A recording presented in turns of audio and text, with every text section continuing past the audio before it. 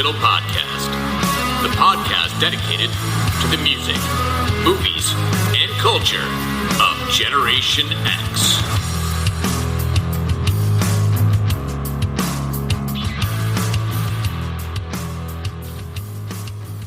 What is up, slackers, and welcome to another episode of the Stuck in the Middle podcast. I am your host, Jason Eck, and this week I have been doing a lot of thinking, soul searching, some deep thoughts, some contemplation, discernment, many words to really just sum up saying I'm thinking of making some changes to the podcast. Now, what that means is I am going to need your help. So I have a core base of listeners, and you know who you are. You come back week after week after week, and I am extremely thankful. But one of the things that I've been contemplating, that I've been thinking about very deeply, is that whether it is time for a bit of a rebrand. Now, the reason I'm thinking of this is because a lot of what I cover is, yes, nostalgia-based. It's talking about things from our generation. But is that limiting as far as topics that I can cover? Just because we are of a particular generation and I am focusing on things from our youth, that doesn't mean that we're not active, engaged human beings in the modern era. So really what I've been thinking about is potentially just making this a more open-ended pop culture podcast, because ultimately that's what I'm doing. It's a pop culture podcast. It just so happens to be that a lot of the focus is on particular topics from bygone eras. But that doesn't mean that all of these other experiences and things that we're interested in, things that we're doing, like I can't open it up to anyone else other than our generation. I feel that's limiting because maybe there are people from other generations who would be interested in hearing some of this, but are going to say, oh, it's a Gen X specific podcast. Now, maybe some of you come back week after week solely because it is a Gen X podcast. But any other podcast that I do is still going to be a Gen X podcast because it's going to be from my crazy little mind and with our sensibilities, which I think for those of you who keep coming back, you're like, yeah, I don't always agree with this or that or what have you, but it is from our basic, I think, generational perspective. The only thing that then changes is our own personal experiences that are within the framework of our generation and our shared life experiences, because all of us are unique. So I've been contemplating this, and I've gone through a couple of name ideas, and so Twitter is where I have the least amount of traction, but it does allow me the most possible tools in order to go ahead and gauge listenership, like polls and those kind of things. So I'm trying to think of different ways to gather information other than all the details that I put at the end of the podcast. Now, certainly you can email me, and that's always the same. And you could go on the social media platforms. And, you know, I have a fair amount of followers over on Facebook, which is why I sometimes direct traffic there. But I realize I don't post a lot. So one of the other things that I'm going to ask of you as listeners of the Stuck in the Middle podcast is, would you like to see more social media engagement, whatever that may be? Reels, shorts, just posts, brain teasers. And what they always talk about is algorithmically based content. Basically, it's engagement. And I don't like to do engagement farming. That's not really my thing. But if I'm going to make a go at this, a real go at this, then I'm going to have to do some engagement farming. So that means, you know, posting things like, hey, what was your favorite album of 1979? I kind of have to do that. I've reached, I think, a certain plateau that I'm not growing past. And I want to, because as much as I make it sound like, you know, it's I don't do a lot of editing. I kind of keep it as real as possible, as organic as possible, which means that I'm not going back and doing a lot of stuff in post. It's a couple of things: intro, outro, occasionally cutting out some hacking fit, or if I say something completely off kilter that I want to go ahead and rephrase or cut it out entirely. I do that from time to time. And certainly when I have guests, which I know are few and far between, I do have to do a fair amount of editing. But the fact that, this core base of you that come back each and every week listening to my crazy talk, really is appreciated, but I want to take it to another level. So I am asking you, the listeners, what do you think I can do to take this to the next place? And what are the kind of topics that you'd be interested in? Now, what's curious is that for the longest time, the most listened to episode of this show was the Foo Fighters episode. But that has since been supplanted by slang terms of the 70s, 80s, and 90s. I find that fascinating. So it says to me that certain types of content that are uniquely nostalgic do have some play. So boom, big burst of listenership for a topic like that. But at the same time, I have things that I think are right in the wheelhouse that have tepid response. And it's certainly the past probably few weeks, probably month, like from the holidays, being sick and kind of having all these stressors, I've been probably less energetic and less like, yeah, let's go. But I want to be there.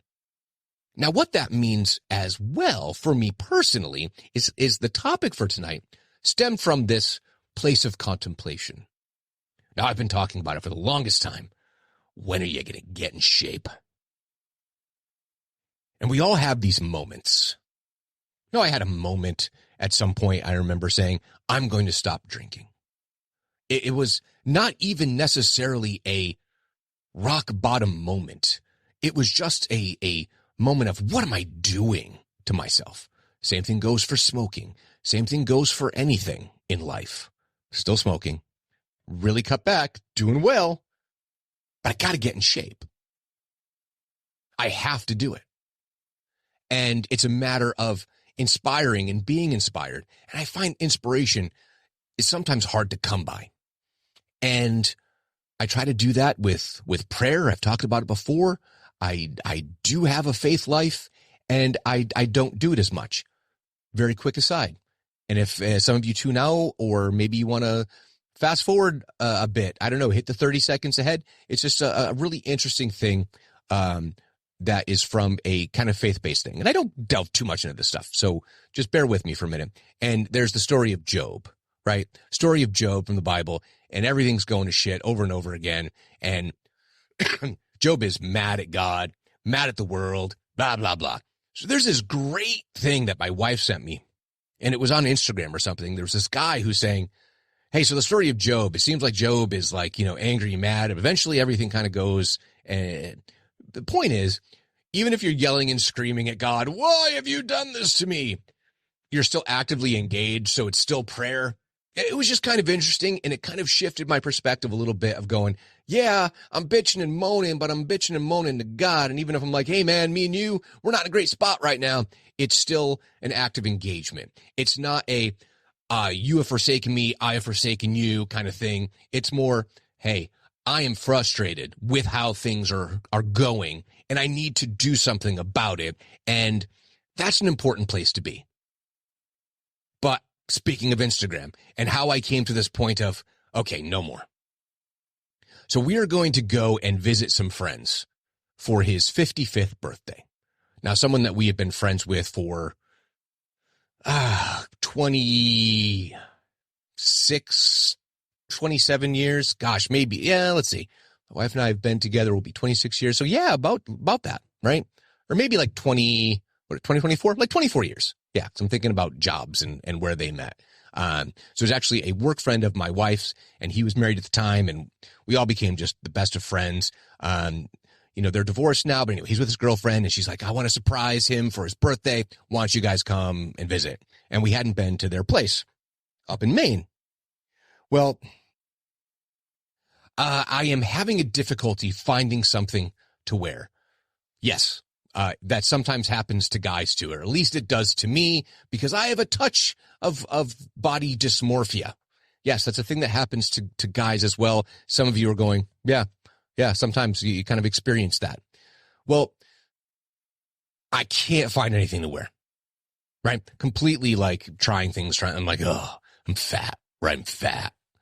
And my son has just bought this sweater, and I know it's a large. And he's walking around. He was home for the holidays. And I go, dude, I don't know. I think I should wear your sweater. This kid gives me the sweater off his back. So first of all, that's amazing, right? What a cool moment for me. Like, what a good young man I have. And I wear the sweater, and I'm feeling pretty good about the sweater. Until a full belly of dinner. I had a couple of near beers, the Heineken Zero. I felt like a human being socializing with friends, having a couple of fake beers. And I see the pictures that get posted later on Instagram. Holy God. The gut. I just was like, why did you post that picture? Why couldn't you edit it? Can we just cut it off like the stomach and above?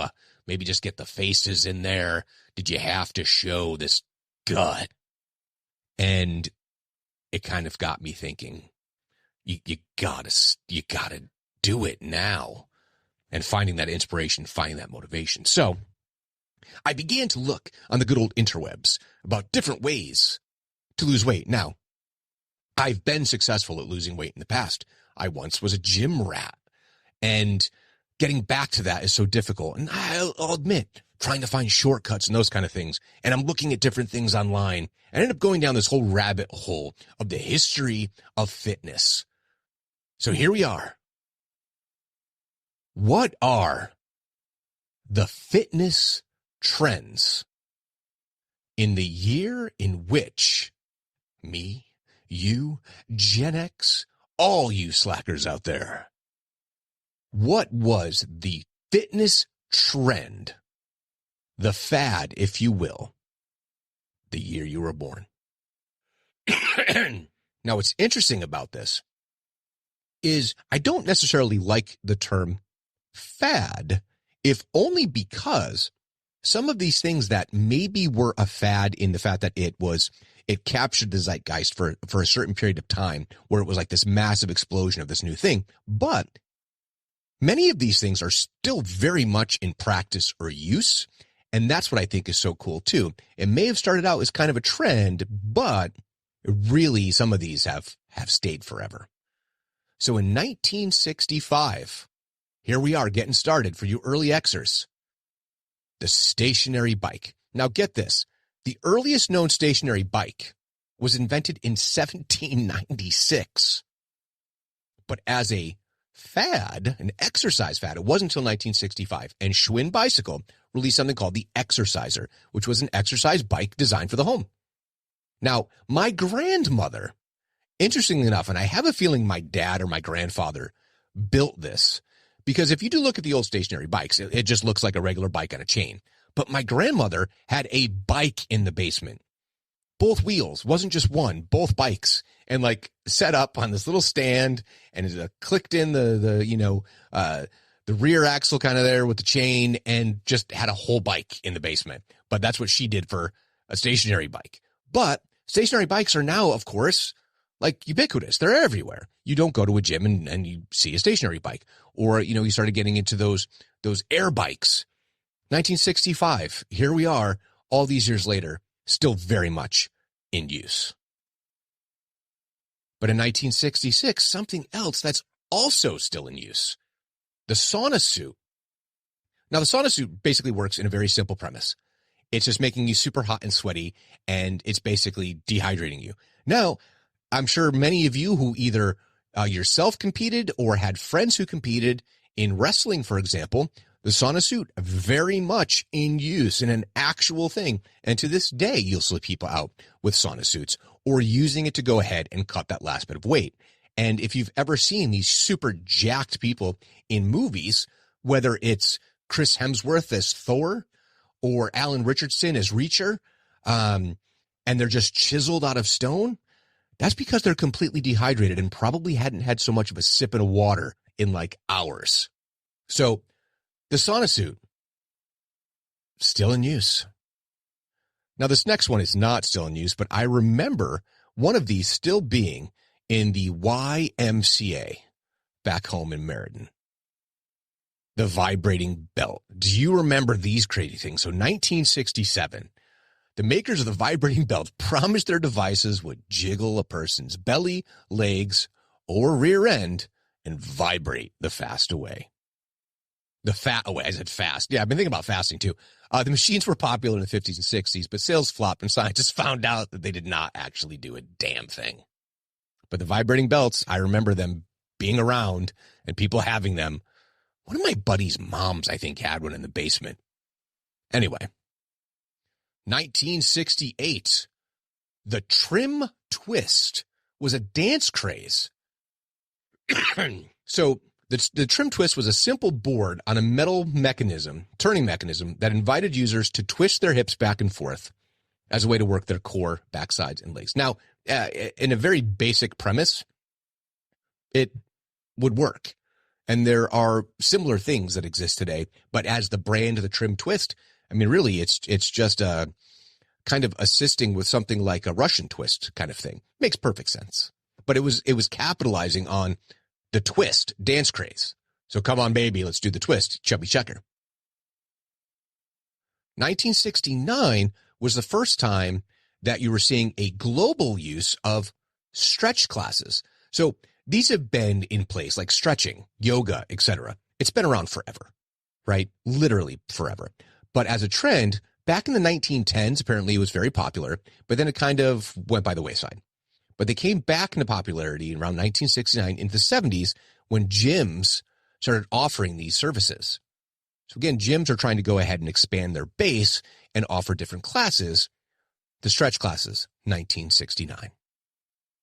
Now, this next one is interesting because the invention itself has therapeutic uses.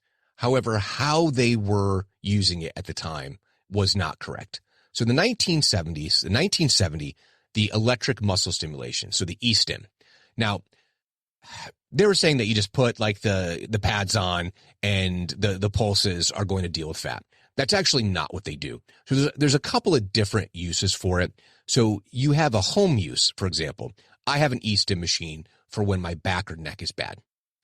As my chiropractor put it, the ones that you have at home are basically, as he put it, electric ibuprofen or electric Tylenol. Whereas the ones that you have in the office are actually doing some work.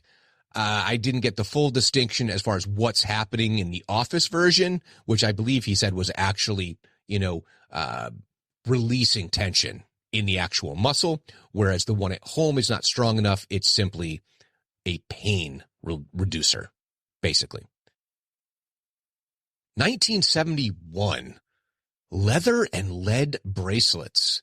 This one, honestly, I don't remember hearing about this, but Arnold Schwarzenegger appeared in an advertisement for leather and lead bracelets. So that basically they're weighted down bracelets so that you're making any activity a little bit more tension, right? So doing an arm workout, for example. So this is before Arnold, like he's the movie star. This is Arnold, the bodybuilder, probably the greatest bodybuilder. I mean, let's be honest. No one captured the imagination of the public and innovated muscle building techniques. I mean, Arnold is truly a beast. But the leather and lead bracelets, maybe some of you even had this, or you remember maybe your mom had that, or your dad had one to go to the gym. If you do, let me know. I'd appreciate knowing, or send me a picture of leather and lead bracelets. Now, here's another one that is absolutely still in use. 1972 saw the birth of the Nautilus machine. So Nautilus was established by Arthur Jones, and it really started like to kick off the whole resistance training and like workout machines. And I remember going to, again, I talked about the YMCA. That's where I used to go. So sometime between the ages of 9, 10, and like 12, that's where we did everything, right? So I was going to learn how to swim. It was at the Y. Whatever it was. And my mom and one of my aunts were really into like the Nautilus equipment. So that was my first foray into being in a gym environment. And it was just so simple and easy to use. And I think they're great. I like to do a mixture of machine and free weights when I go to the gym, which clearly I haven't, but this should help motivate me. And Arthur Jones, tremendous invention. I think my grandmother had one of these. 1973, the Slender Bender. Basically looks like your good old fashioned like lawn chair, beach chair. But the Slender Bender was marketed as a way for women to tone their midsection and legs without ever having to leave the house. It's basically doing crunches. That's what it is. It's like crunches and leg lifts, right? And if you want to get lower abs, you're going to be doing the leg lifts, leg raises. It works effectively. So to me, kind of makes sense. Like, it's not a bad invention, and similar things have been used because it is just aiding basically a bodyweight exercise. So 1973, the Slender Bender. Okay, now this one I don't remember at all. This is the year of my birth. 1974, the Air Shorts. Do you guys remember Air Shorts? I can't even find like a good picture of it. So Air Shorts were said to massage your legs and waist and helping you trim down. The shorts did nothing, like absolutely nothing. Hold on, let me see if I can get a good picture of this and describe it. Air Shorts. Nope, these are all Nike Air Shorts. Air Shorts Fitness, 1970s. Oh my word. Holy cow. I am going to post something. I have no words for this. Imagine like the Michelin Man, but shorts, come a white and gold, and it's like a big weight belt and just these air pockets. What a weird freaking thing. They were $9.98. The inflatable exercise air jeans. Wow. Tremendous. 1975 is the Leg Beauty Kit, which is basically just rubber resistance bands. And as we all know, those are still in use. So the kit was marketed to women as an inexpensive way to slim and tone their legs. There's another invention that will be on the list, I'm sure, shortly. And some of those things are still very popular. And if you've ever tried to do certain exercises using the rubber resistance bands around your legs, it really does add a lot to it. I have resistance bands. They are very, very good. So, hey, very cool. So 1976, surprising, Rocky came out in 1976. So now, speed bag training became quite the fad. And many Americans were joining boxing gyms to tone their arms and abs, hoping to look like Stallone. Again, you can do some of that, but as you could see, Stallone in each successive Rocky movie and into the Rambo movies, etc., was getting more and more jacked. And I got to be honest, and he's never, or maybe he has denied it, but not natty. There's a lot of steroids being used in Hollywood, by the way. HGH, anabolic steroids, all of it. It's happening. I don't think anyone's natural that has that kind of genetics. Or they're just constantly always dehydrated and eating like, okay, here's my protein. And now I'm going to starve myself.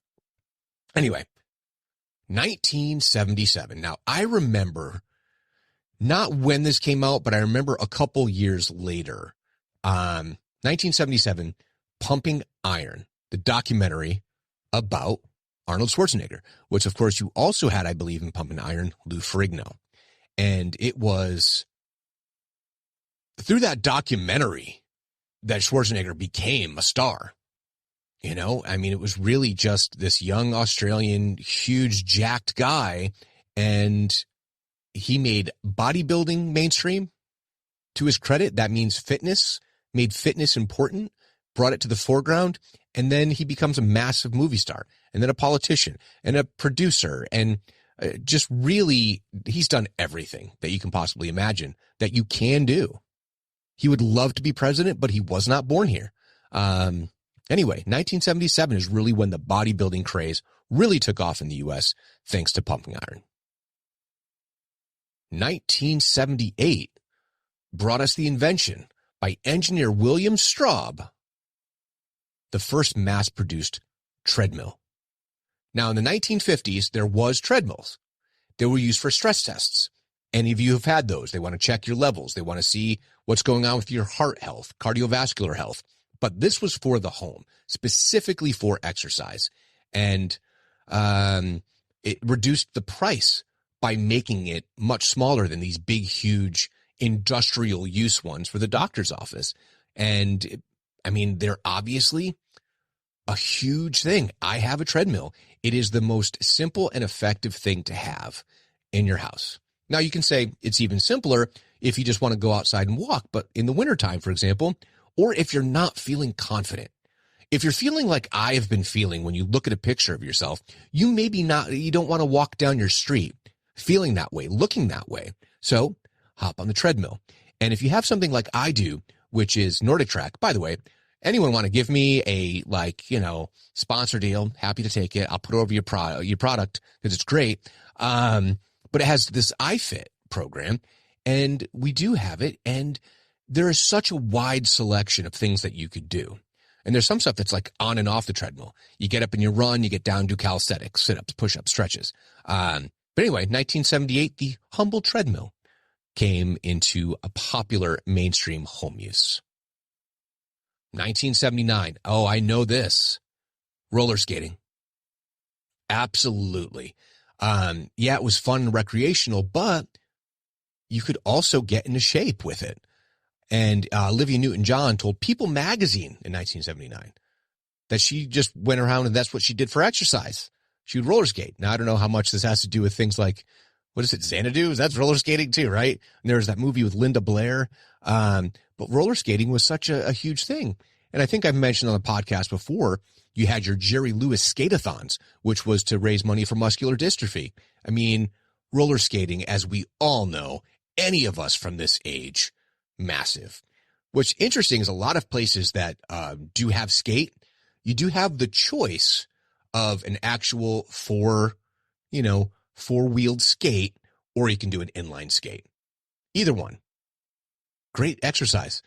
But someone did a comedy bit saying, hey, I think it was Bill Burr, everyone had rollerblades until someone said, heh, look at you, and basically used a slur of a certain type, and then goes, that was the sound of a million guys throwing out their rollerblades. Now, I kept rollerblading because it was easy to use in the city. You could pop on a pair of rollerblades. You need to take the train or the T. You could just, go over to a friend's house.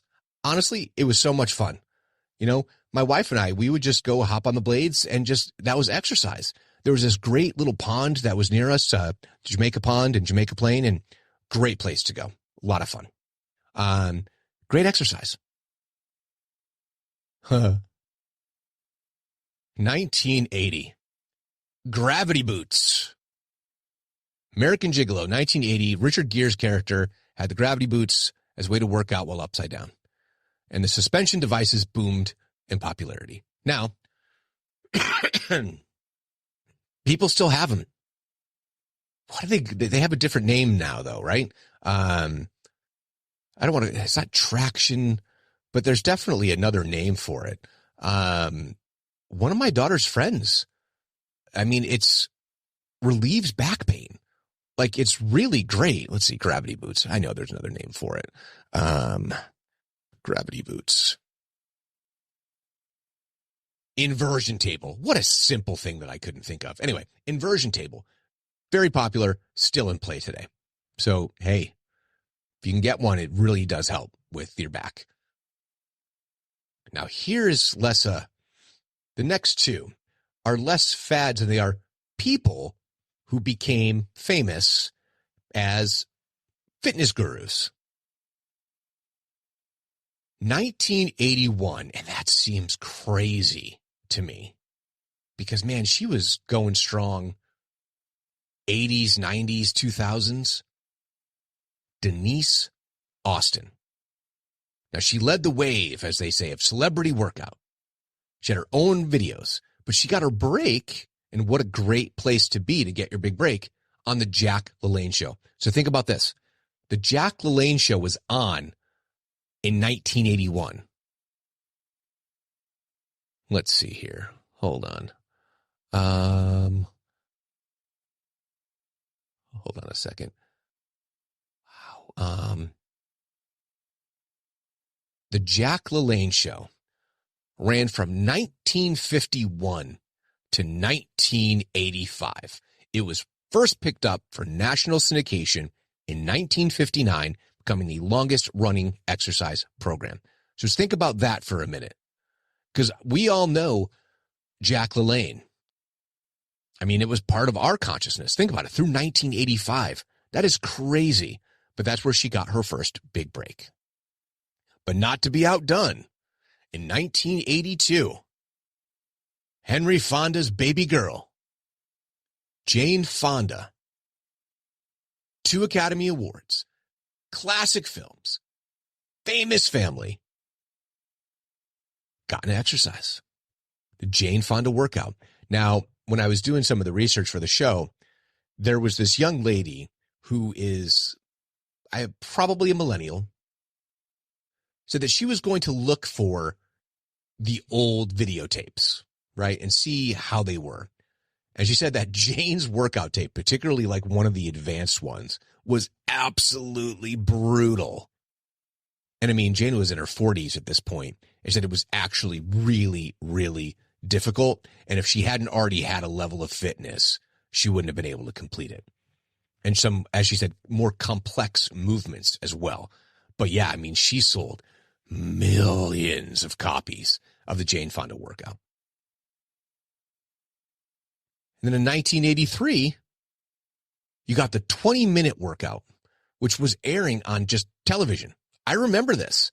It had aired on television for just a few years, but then it was just rerun, because you can just run it in reruns because it's just a workout.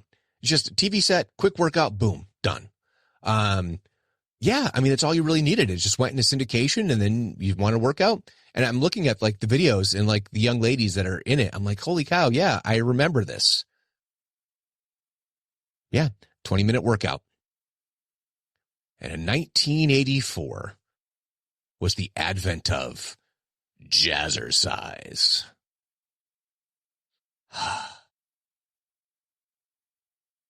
Yeah. They sold really, really well. Jazzercise was like, if it happened nowadays, it would be like a meme. Like, it was everywhere. They use the phrasing here, quintessentially 80s is jazzercise. It combined bright leotards and upbeat dance music with aerobic exercise. It sold so well, by the way, that it was featured in the 1984 Los Angeles Olympics. Jazzercise was a phenomenon. Was it really jazzy, though? I feel like it wasn't. Anyway. But 1985, interesting backstory, the U.S. economy was just coming out of a recession. And whenever people are coming out of a recession, they have a little bit more disposable income. It was at this time that some savvy entrepreneurs got into the personal training business. So 1985 was really when you started to see one-on-one fitness expert training. Like, this was before it was a job where you went ahead and you got your credentials in personal training. Now, don't just go to someone who is not registered or licensed to be a personal trainer. You should get your certification.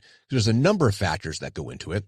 And I guess the only other way around that is if you have your degree in kinesiology, but even then you should still get the certification. Anyway, right over there, but this was the beginning of personal training. No one was licensed because it wasn't a thing. If I'm wrong about that, by the way, and there were already licenses back then, hey, let me know. I just felt like it was the Wild West. And I know both my mom and my aunts had done various levels of personal training. And it was like, oh, hey, a lot of creepy guy stuff back then, too. Keep in mind. Oh, I'll be your personal trainer. I'll be your personal spotter at the gym. Yeah, baby. Like creepy shit like that. But yeah, 1985, the personal training boom began.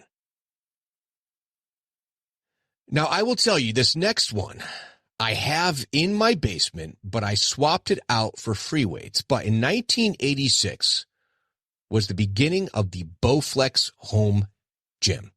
Now, the whole thing is this was meant to just use resistance, which the resistance bands they work.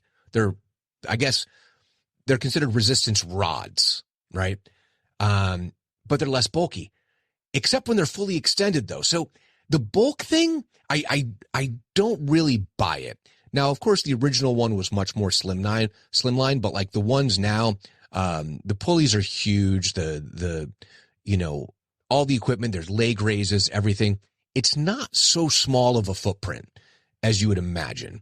But it actually works really well, but you have to really be in control of your body. So when my oldest wanted to start lifting, we tried to start with the Bowflex, but he didn't have some of the finer, I don't even want to say finer motor skills.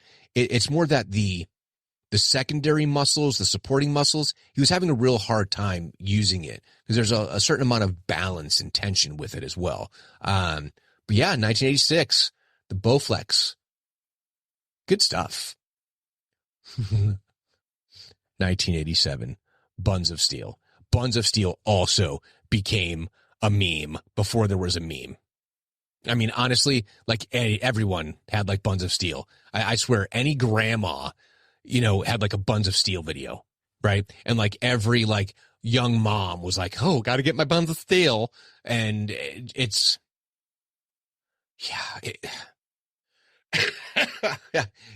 did have some other things, not just buns, but just even the phrasing Buns of Steel. I mean, in modern parlances with all these people talking about yachts and all this stuff. It's crazy. This has all been going on for so long in one way or another. Now 1988. So here's where I talk about like things happening in the modern era that I think are important, and not even important, but interesting little bits of pop culture. So you may have seen everyone's favorite weasel, Pauly Shore, has done a short film that he hopes to make into a full-length feature film about Richard Simmons. And I don't know if Richard Simmons thinks people are trying to take the piss out of him or not. Paulie's like, no, man, like, what a upbeat, positive person. But in 1988, you had Sweatin' to the Oldies, right? He did not look jacked. He didn't even look like in the level of fitness of like a Denise Austin. Denise Austin, jacked. And we could go through all these different gurus, and we'll get to a couple of them in a minute. But the most unassuming guy, kind of like this afro, these little shorts, very ambiguous about his sexuality. But all that mattered was he wanted you to feel good. He himself will tell you, I mean, he was not a tall man, right? He had, I guess, been up to like 300 pounds or something like that on his frame. That is unfathomable. That was dangerously obese for him. And as he put it, he beat it and never judged anyone else because he's been there. Because sometimes you have these people who have made these transformations and it's this kind of aggressive, well, I did it, you could do it too. I am guilty of that, by the way. I can be guilty of that. Well, I accomplished X, Y, and Z. Why can't you accomplish X, Y, and Z? We're all wired differently. But Richard Simmons had such tremendous ability to just want people to know your limitations, but know what you can and can't do and work within that. So he makes a fitness program that is, I guess it's cumulative build, which is what you're supposed to do. Okay, let's start really simple. really simple movements for people who might be very, very overweight or older and haven't moved as much. I mean, he was focusing on an area of the marketplace that kind of feels to me like it was untapped and legitimately concerned about people's health, not so much about the outward appearance. Buns of Steel is just about outward appearance. Even some of the aerobic stuff about outward appearance. And yeah, he was about fitness, being healthy, feeling good. So I kind of hope Paulie gets the movie done. I know that, Richard's like, hey, they haven't really asked me to be involved. I don't want to be involved. I just want to live my life in quiet solitude.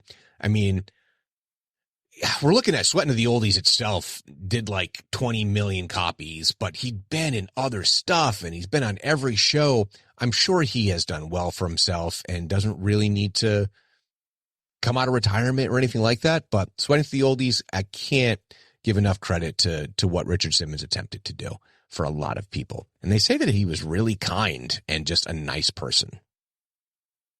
1989, we have the Abdominizer. Ooh, we're past the year you were born, which is really what I was going to do. Just keep it within the whole, Gen X time frame. I just kept going because they're so interesting.